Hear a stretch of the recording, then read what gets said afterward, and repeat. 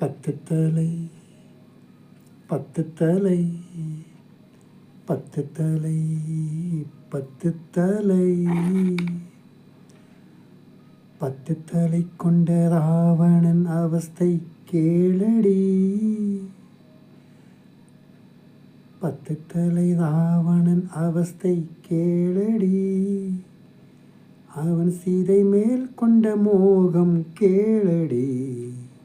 அவன் சீதை மேல் கொண்ட மோகம் கேளடி.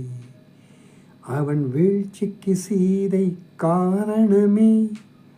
அவன் வீழ்ச்சிக்கு சீதை காரணமே. அவன் வீழ்ச்சிக்கு சீதை காரணமே.